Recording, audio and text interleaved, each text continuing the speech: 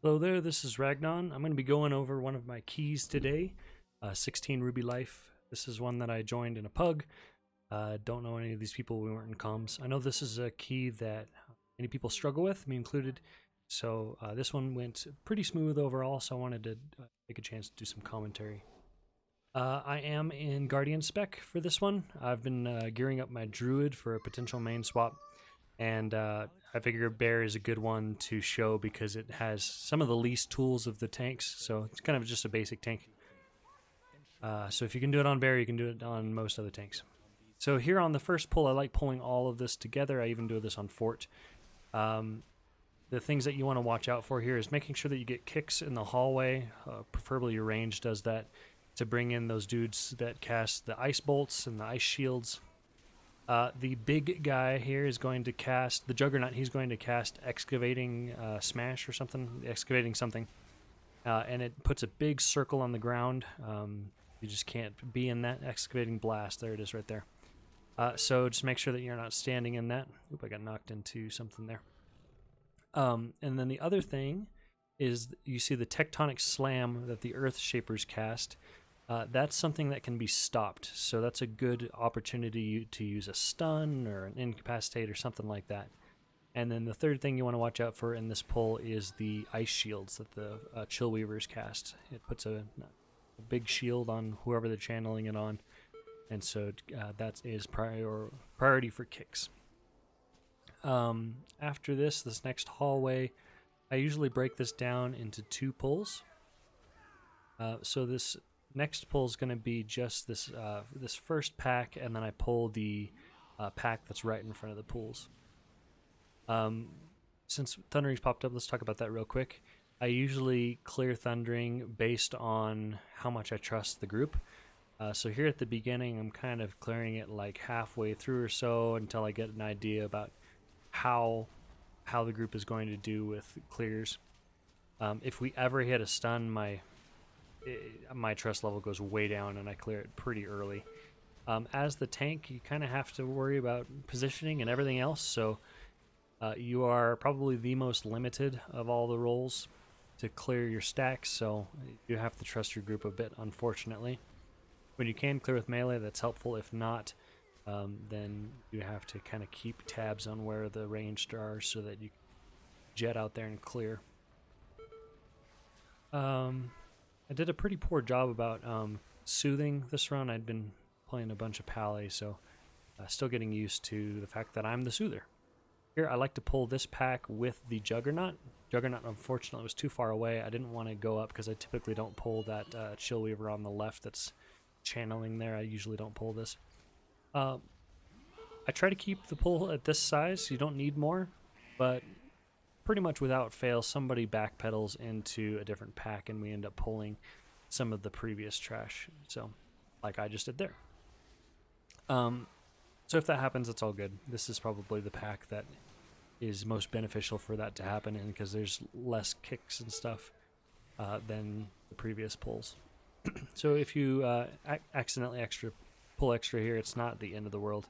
Just try to use stops for the Tectonic Slams and kick the ice shields so that the pull doesn't take longer than it really needs to. Storming. Let's talk about storming real quick.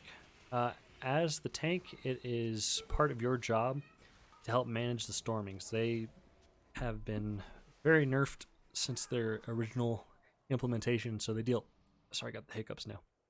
They deal almost no damage, especially to a tank. It's just the knockup that overlaps with other mechanics that sometimes can get a little bit spicy, like my first death in here. So I like to clear it as much as possible to make life easy for the melee.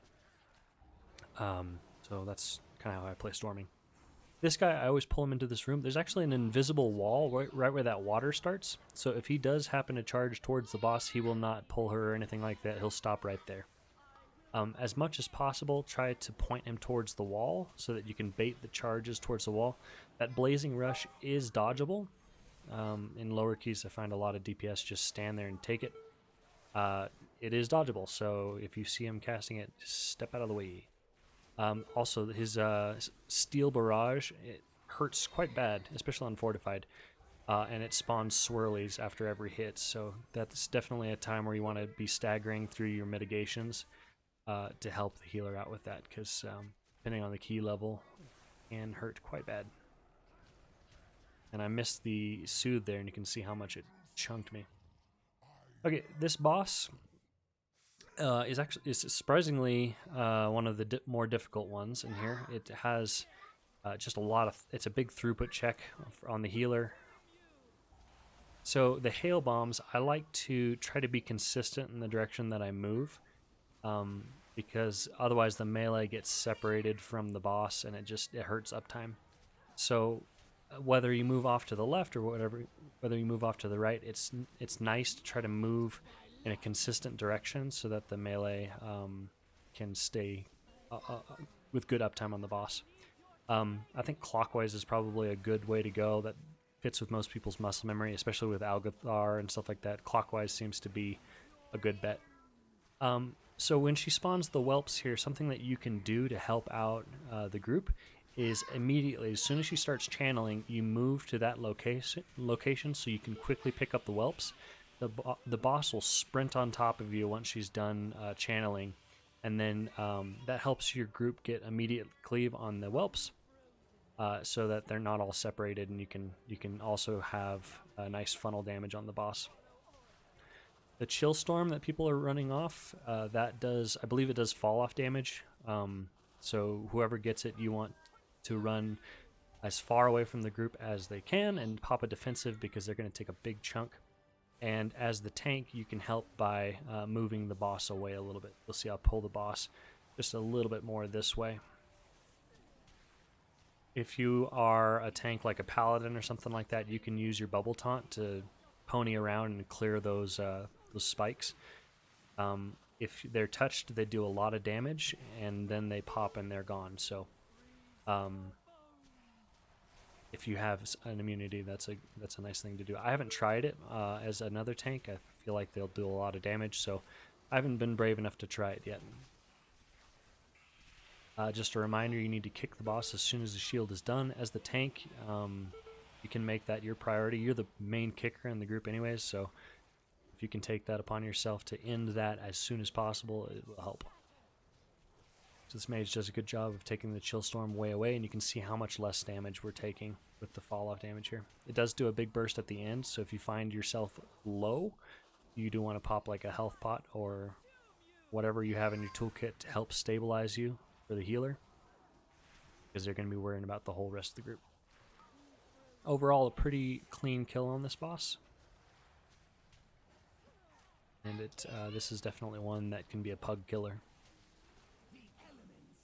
Whenever thundering comes at a time like this where we're about to transition to the next area, I always just clear it right away. Here we milked it for as long as we can to finish off the boss, but if you imagine that had come up as we were ending the fight, obviously you want to clear it before you take the transport or move to the next trash or whatever. In dungeons, healer's mana is a lot less of a concern. People are pretty good about managing their mana, but you do definitely want to track it.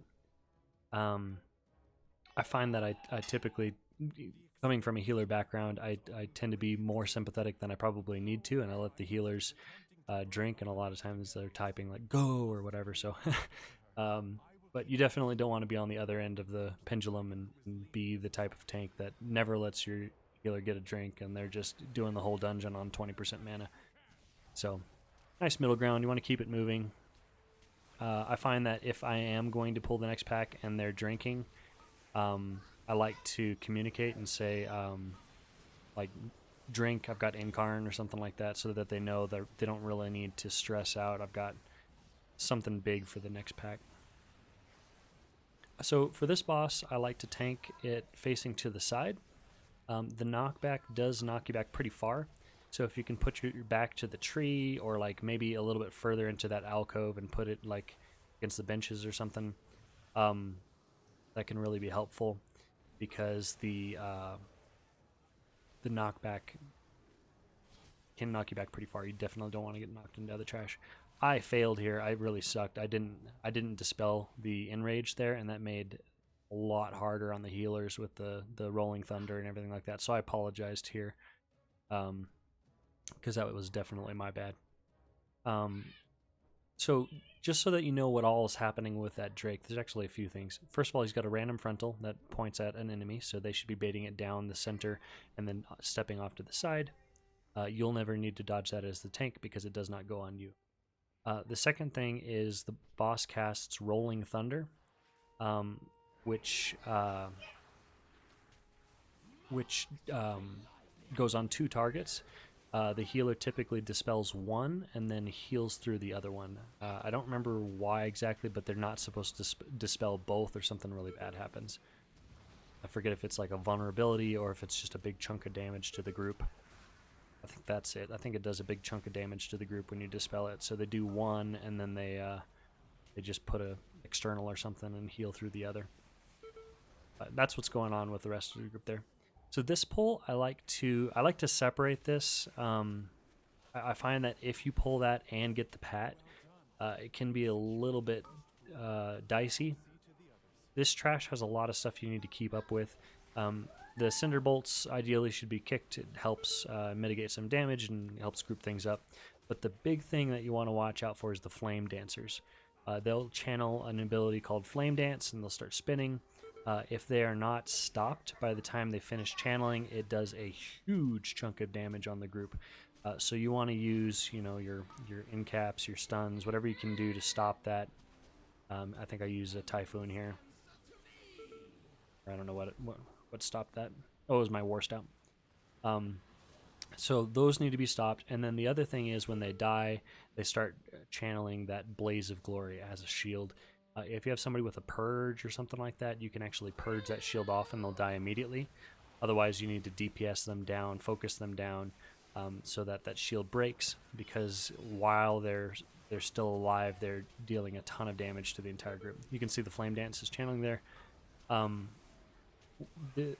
The circle that goes on DPS, they can actually run that into melee range and drop it on the group, and what it does is it knocks everything up. So that can be a free stop. You see how this mage comes in, standing on the group, and as soon as it goes, it knocks that Flame Dancer up. So that's some free CC. What you just saw there is kind of a dangerous overlap. When the elemental dude dies at the same time as a Flame Dancer, everybody has to run away so that they can get out of the elemental's big circle. But there's also a Blaze of Glory that's going on that you need to focus down that target. And if you're a very melee heavy group, that can be very dangerous. So I like to try to stagger the deaths there, because that can be a dangerous overlap. The meta seems to be to skip this dragon. So what you can do is be careful because he lands on either side of this pack. I like to look and make sure that he's not going to be landing soon, and then I pull this pack and pull them this direction. And what that does is it encourages the DPS to get up and out of the way. You'll see here in a second, or I don't remember if it's here or the next pack, but the dragon actually lands and somebody butt pulls it. So I don't think it's this pack, I think it's the next one. But this pack and the next one, you want to get kicks and try to drag everything up this way to help avoid pulling the dragon. The reason that everybody skips the dragon, oh, here's the overlap you can see. I end up just popping in defensive and trying to stay in it so I can finish off that Flame Dancer. The reason everybody skips the Flame Dragon is because once he hits 50%, he starts ticking damage on the entire party, and that damage increases until he's killed. So if it's butt pulled with a pack or something like that, it can be very, very dangerous. And in general, on Fortified, it's just really hard for the amount of trash that you need. You don't need it, so if you can skip it, that's good. If you do pull it, you can kill it, it's fine, but as much as possible, you definitely want to skip it. You can see that the dragon landed over to the left here. In a moment, it's going to lift up, and it's actually going to land on the road right there, and I believe it's our paladin that butt pulls it. Here we're getting kicks. I'm clearing at the last second. I realize we haven't cleared. He runs away from me. We get stunned. Unfortunate. That's the danger of clearing at the last second. I had thought the rest of the group had cleared, but I was wrong. Luckily, we stabilize. We just res. I remember this part. As I'm rezzing, the dragon, the Pat comes, and so I move away, and then the dragon comes, and so I quickly cancel and sprint off this way. And then you can see the paladin butt pulled. And so I noticed I wasn't in combat yet, so I did not want to take the time to kill this without a healer who's cut off by a Pat. So I went ahead and stealthed. Even though he has True Sight, I was just trying to hold back here so I could res him after he died. So you can see he de-aggroes, and I'm able to get the res. Luckily, there's only one Pat left, so the healer just mind soothes it and walks past. He could have also just waited on the other side, and we could collapse on the group together. So this Pat right here, I try not to pull these Pats with a pack just because it adds so many more kicks and stops and stuff. So I try to do these as separated as I can, just because this trash is really, really mechanic heavy up here. These Scorchlings don't do a whole lot.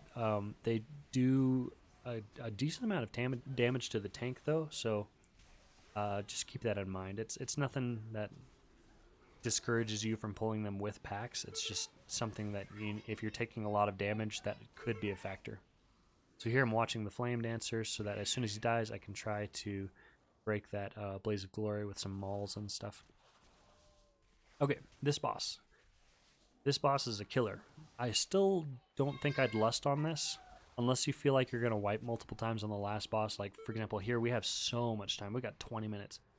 Or, sorry, we got like 20 minutes. Math is not my strong suit. Not 20 minutes.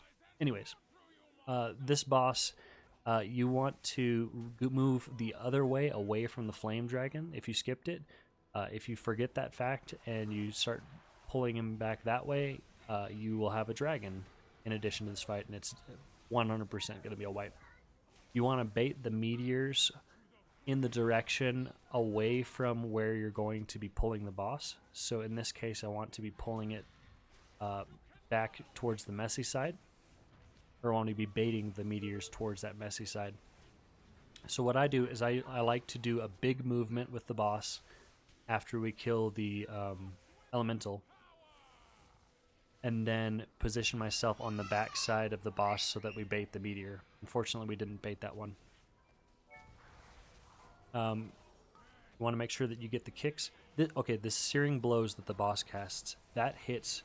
That's probably one of the most damaging tank busters out of any of the bosses. It really, really hurts, and it also hurts the rest of the group. So you definitely want to be staggering your mitigations for that. It's easy to get caught with your pants down and to just immediately die to that. So this is a little difficult because our ranged they're not keeping up with the group. So these Blazebound fire elementals, they keep spawning back behind where we've already been.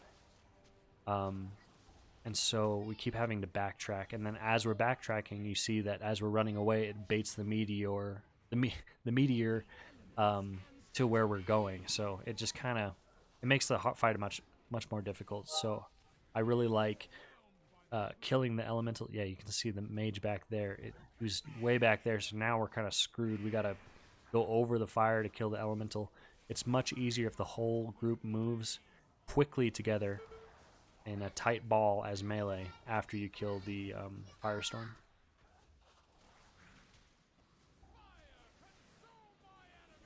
Unfortunate overlap with the boulder. We can just skip off to the right here. So the whole group should be running together to get as clear as possible. But they don't, so we spawn the blaze back there. So we do one-shot this boss, but it's definitely not the cleanest it could have been.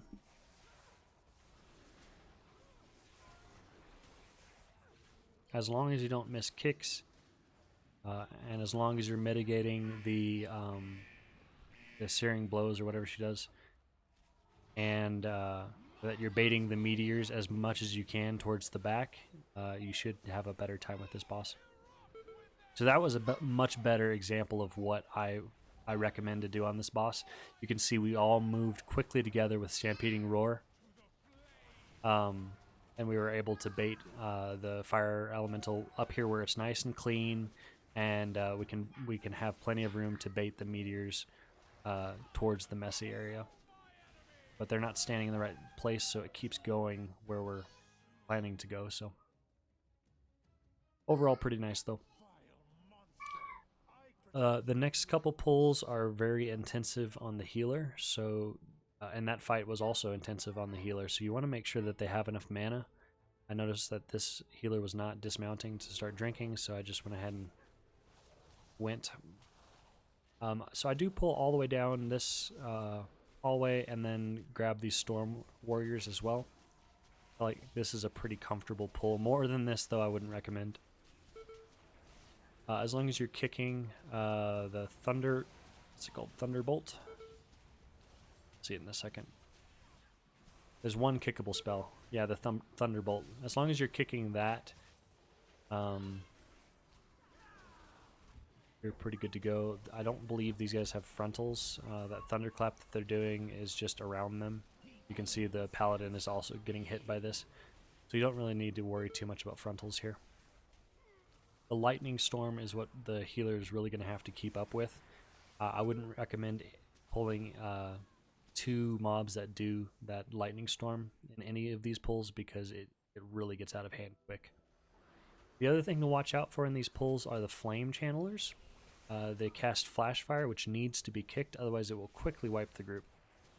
You can see there I was focused on pulling this extra pack to the side, and it got a couple ticks off and it really hurt. So I've done it both ways. I've pulled this pack by itself. I've pulled the next pack with it sometimes, but I do not recommend pulling all 3 packs together. That's it. Especially in a pug situation, it requires way too much coordination.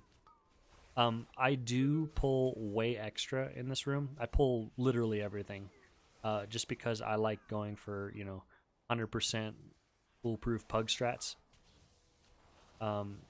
So I like clearing off the trash so that we don't butt pull it during the boss fight and end up causing a wipe. I'd rather take, the extra couple seconds to pull some extra trash and be a little bit over on percent than to cause a wipe and completely brick the key.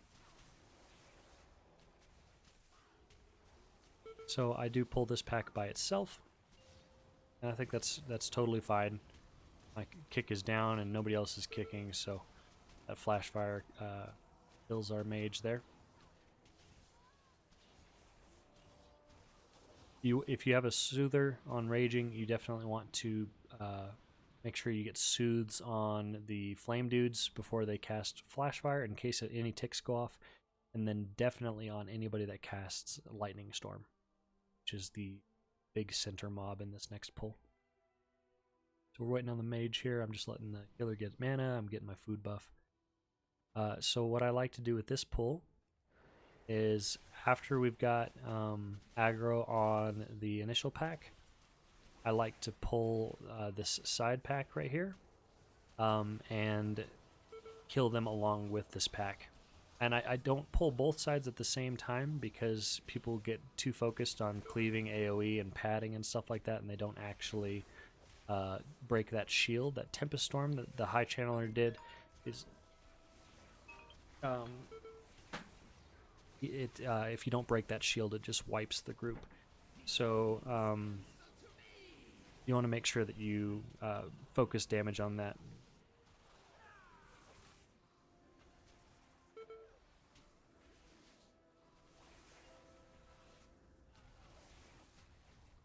So you got plenty of time if you stack. I suck at soothing. I didn't soothe for that Lightning Storm, so you can see the group took way more damage. That's a big improvement point that I'm going to be needing to do this week.